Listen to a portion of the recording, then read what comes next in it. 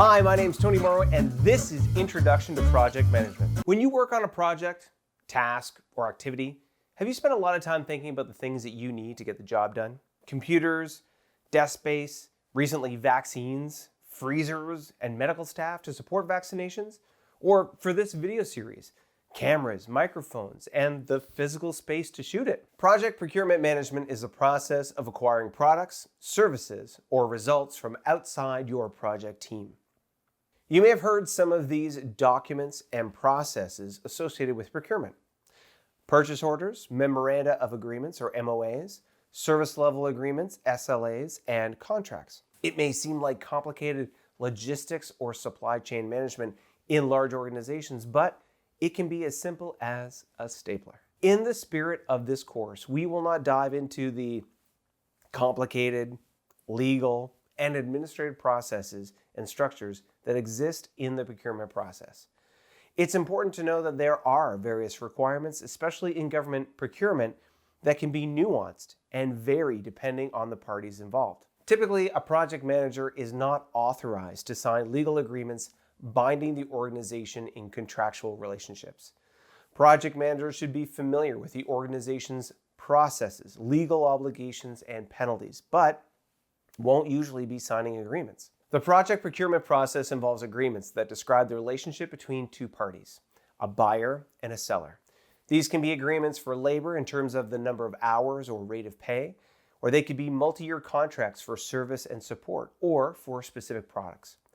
These contracts should clearly state the deliverables and results expected. Anything not in a contract cannot be enforced legally. All agreements need to meet local, national, or international legal standards, and this may impact the enforceability even if explicitly written. Because of legal requirements, many contracts will be subjected to review and approval by higher authorities in an organization, and certainly in the federal government. The primary focus of these reviews is to ensure that the contract adequately describes the deliverables the seller agrees to provide, while being in compliance with laws and regulations regarding procurement. For smaller startup companies or those without procurement or legal departments, a project manager may assume a signing authority or negotiate directly with vendors.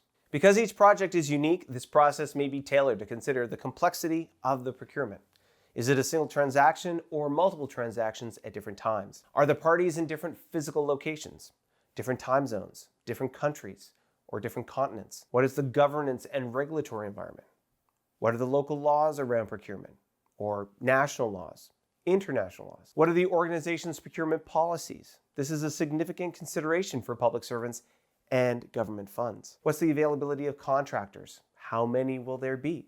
Are they capable and competent to do the work? Procurement can be complex, so tap into the supporting resources in your organization to better understand your role in project procurement management, how it's planned, how it's conducted, and controlled.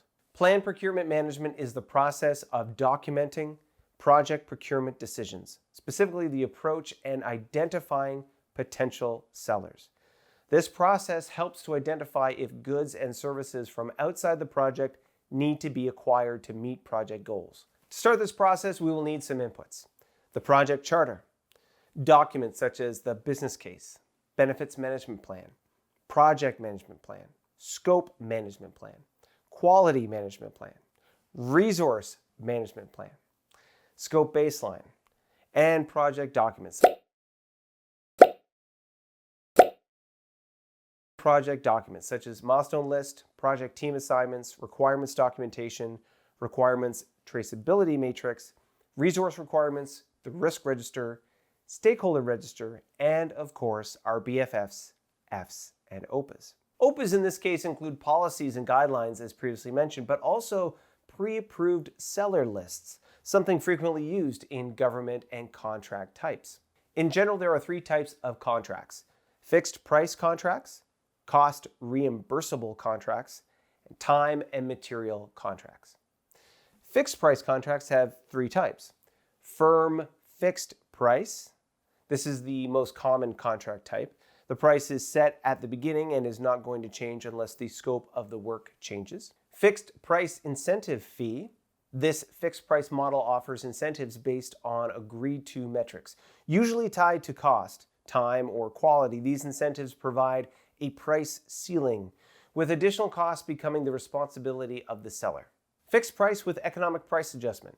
Usually used over long-term contracts or with currency exchanges, it allows a provision for the price to change based on external conditions.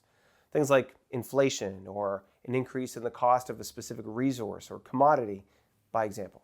Cost reimbursement contracts also have three types. Cost plus fixed fee. Much like it sounds, there is a set price which is added on top of approved costs. Cost plus incentive fee. In addition to being reimbursed for all approved costs, the work receives an incentive fee based on performance objective metrics set by the contract. Cost plus award fee.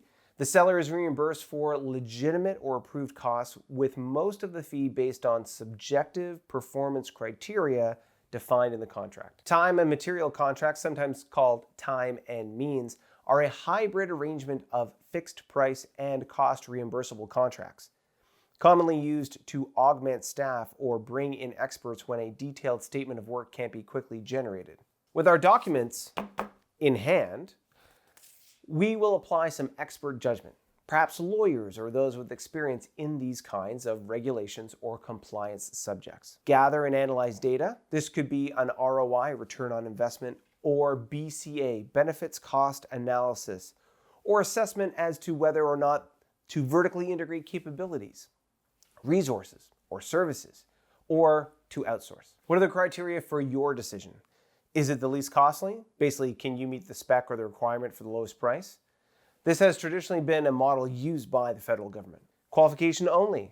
When the time and cost of a more robust process doesn't make sense, a buyer curates a short list or selects a bidder based on best qualifications, experience, specialization, or expertise and references. This process is very similar to a hiring process. Or is it quality-based? The proposal or offer with the highest quality solution is selected. It is reworked based on defined criteria. The proposal that best meets the criteria is selected. Quality and cost. Usually used in higher risk or uncertain projects, this method allows cost and quality to be considered when quality is a priority, but cost is considered. Sole source. In this non-competitive process, a single seller is asked to submit a proposal, which is then a reference point for negotiation. This should be an exception and not the rule. Fixed budget. This method discloses the budget for the project, and sellers submit proposals which are ranked. Based on their statement of work and clear ranking criteria, a winner is selected. After meeting with your team, stakeholders, experts, and sponsor, you will be able to create your procurement management plan. It should include how procurement will be coordinated, a timetable of key activities, metrics used to manage contracts, stakeholder roles and responsibilities regarding procurement, authority and constraints of the project team regarding procurement, constraints and assumptions that could impact procurement, legal jurisdiction, currency of exchange, risk management issues, things like insurance or performance bonds, and pre-qualified sellers, if any, are used. You will have a procurement strategy helping you to understand the different delivery methods for products and services, contract payment types, and procurement phases. You will generate bid documents such as an RFI or request for information, used when more information on goods and services is required from the sellers. For example, what is the CanCon, or Canadian content, of your goods and services? A request for quotation. This is used when more information is needed on how vendors would satisfy the requirements and the cost. RFP, or request for proposal. The most formal of the RFs, this document is strict with its rules for content, timeline, and seller responses used to solicit solutions. As the legendary Christopher Walken once said, "I got a fever, and the only cure is an RFP for more cowbell." Yeah, that was pretty bad. Statement of work. Developed and based on the scope baseline, it defines a portion of the work related to the contract. The statement of work describes the procurement item in sufficient detail to allow prospective sellers to determine if they are capable of providing the products, services, or results. This information can vary and include technical specifications, quantity desired, quality levels, performance data, work location, and other information. When contracting services specifically, a terms of reference can be used. It includes defined task assignments, standards, reported requirements, defined schedule, and detailed list of services provided. As mentioned, when analyzing data, you will have specific source selection criteria and make or buy decision criteria generated.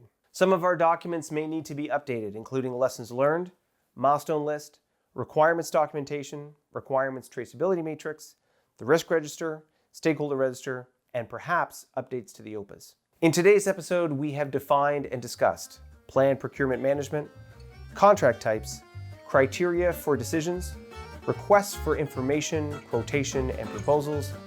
And in the next episode, we'll engage our stakeholders.